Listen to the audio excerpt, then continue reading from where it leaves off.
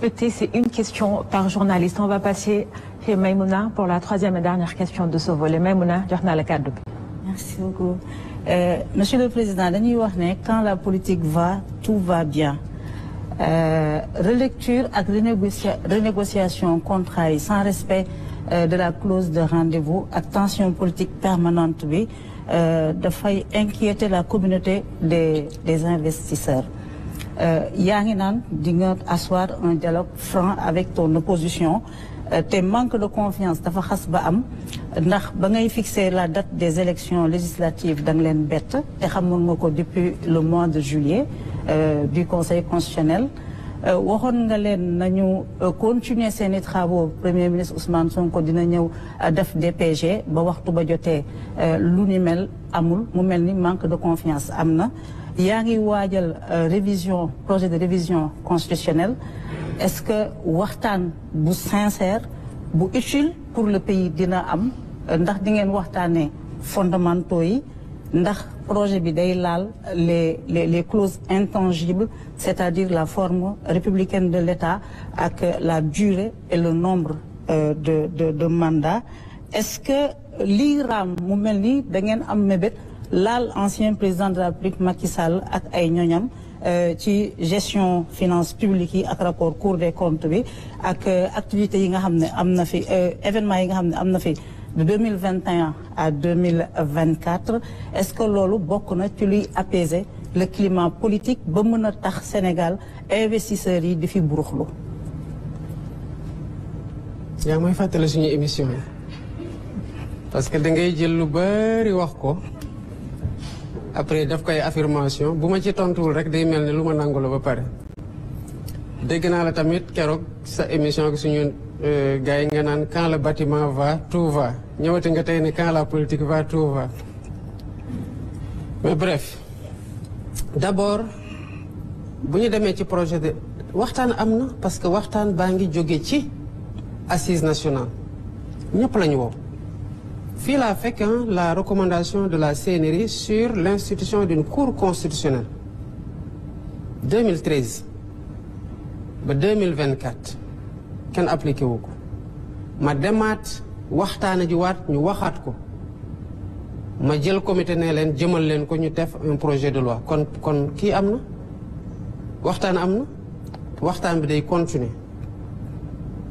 bi day continuer parce que projet bu ñu tëgg nii ba ñu jox ma ko du projet boo xamante ne rek dem ciy waxtaan ak ñaar ñetti ci sama langue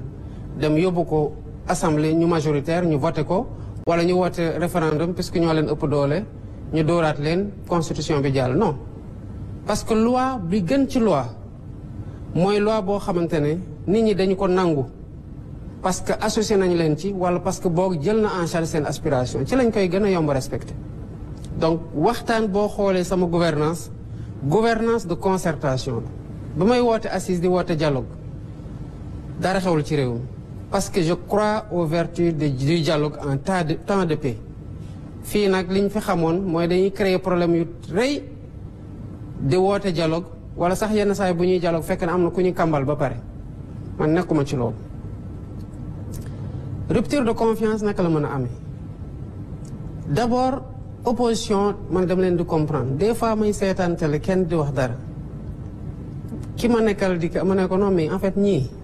ci réew mi lañ bokk te lii rek lañ ci am nag lii lañ ci am de mais liñ ci am nii dañ leen koy nangul renforcer leen ci pour ñu mën ko exercer parce que même bu ñu d'accordul ak ñoom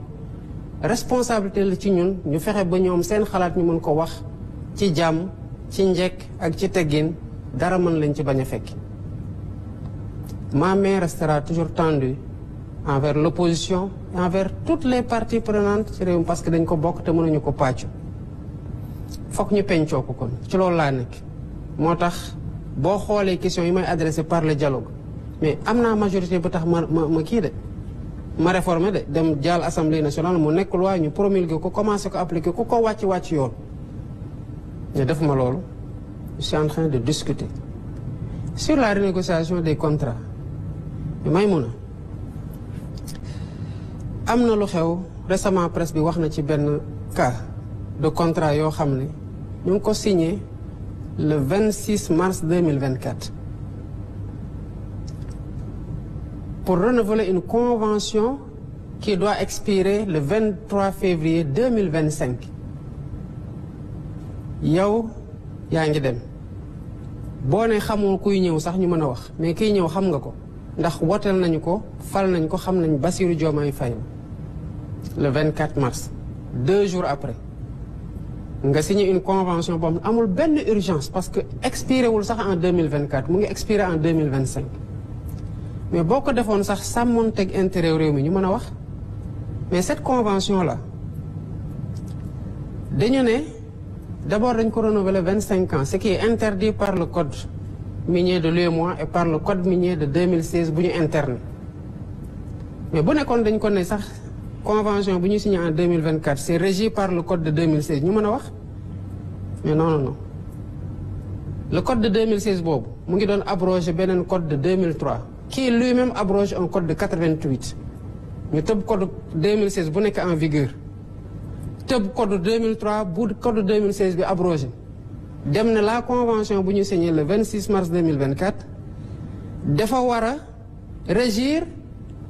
la nouvelle convention pour 25 ans waaye nag ce sera le code de 88 moo koy régir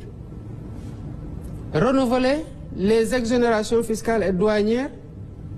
qui étaient déjà exorbitantes pour 10 ans mais loolu man su ma ñëwee fekk ko alhamdulilah rabbil alamin sax pour ce cas d'espèce bi ma koy gis c'était pas encore entré en vigueur mais qu'est-ce que je fais est-ce que damay ne signé na ko ba pare je suis devant le fait accompli naa bàyyi pour les 25 prochaines années le code de 88 qui n'existe plus depuis 2003 le code de 2003 n'existe même plus le code de 88 de régir cette convention pour les 25 prochaines années accompagne ñu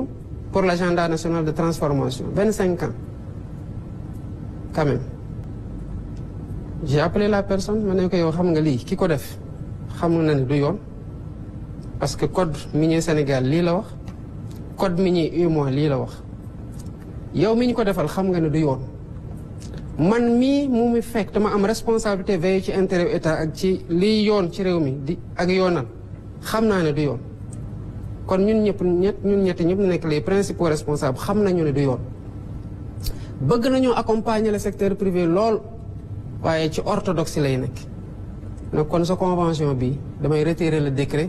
retirer le renouvellement des exonérations puisque bëgguñu nag sa activité arrêtée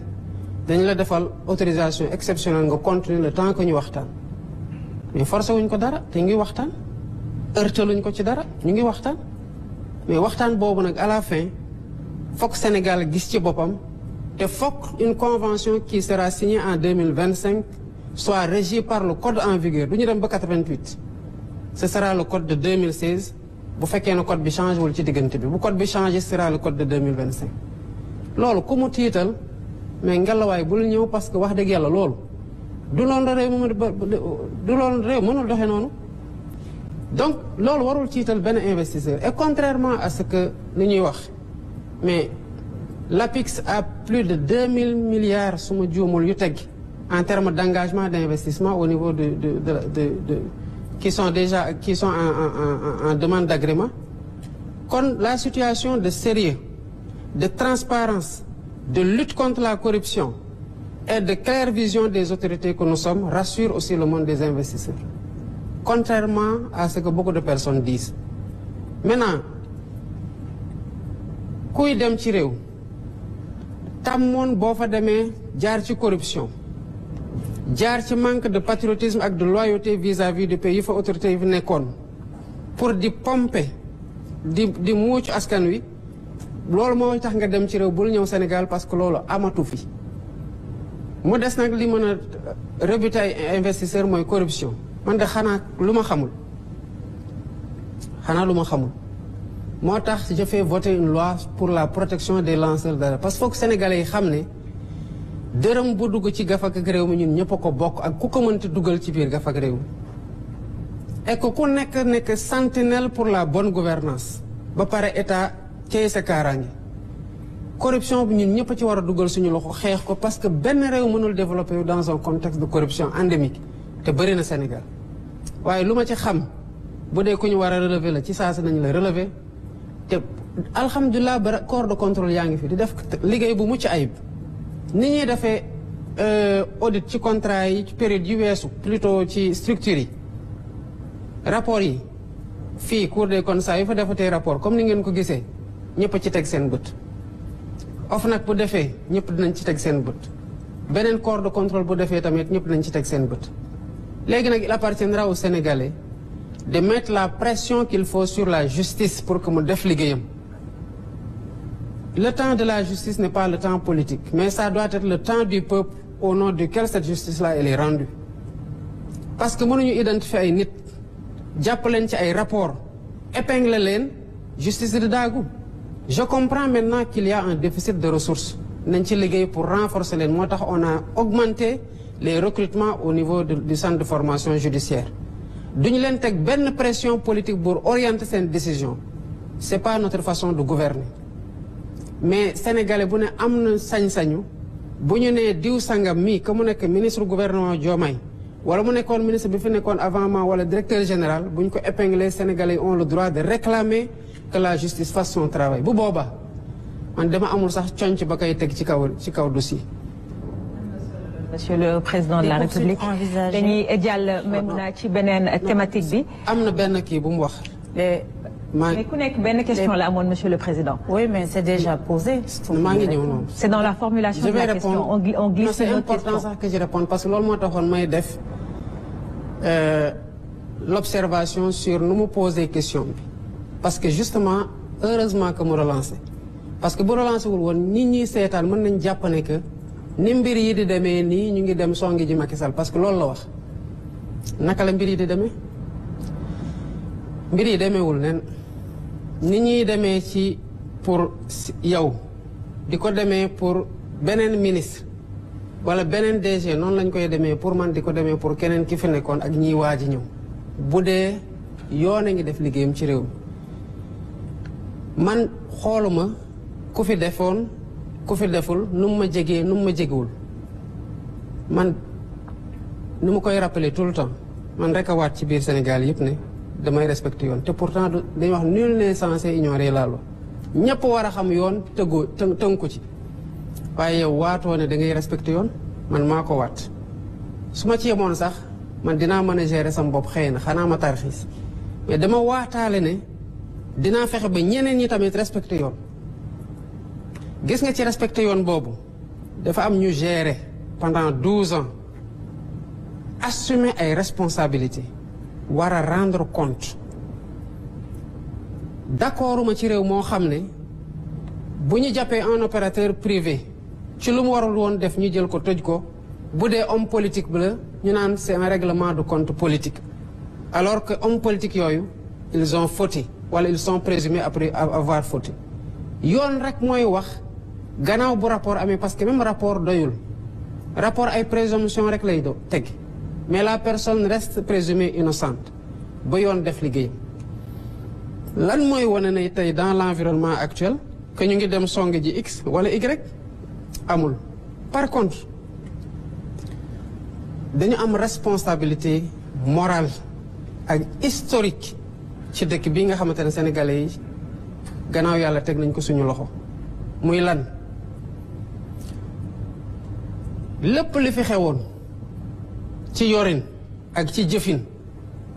bu amee lu lëndëm dañ ciy teg torche ba mu leer sénégalais yi xam lan la d'abord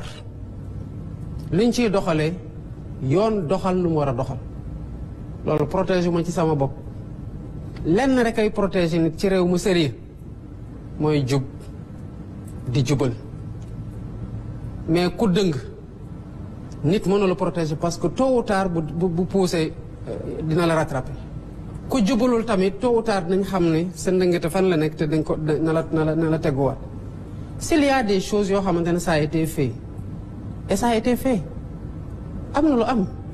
c'est pas le lieu de dire que lii am na lii am na lii am na mais même ma xam na am na doyul je vais dire faites les enquêtes si à la fin des enquêtes ñu ne y a pas matière à poursuivre nu ma bëgguñu poursuivre tamit damay ne bëggoon naa ñu poursuivre mais pourquoi on voudrait poursuivre quand la loi ne permet ou les faits ne permettent pas de poursuivre on ne poursuit pas c'est aussi simple que ça c'est pas man maay bëgguñu poursuivre nit pour ñu poursuivre ko du man may bañ tamit ñu poursuivre nit pour ñu bañ ko poursuivre loolu amul kenn kuñ ciy singali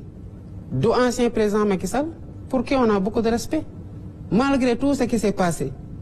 mais on s'est fait des accolades le cœur vide me concernant ma jox ko avion bi mu dem Umra ma ne ko boo demee ñaanal mu ngi ci leneen réew maa ngi dox donte nag xam naa ne am na muy def ci suuf mais toppewu ma ko je sais qu'il fait des choses je vois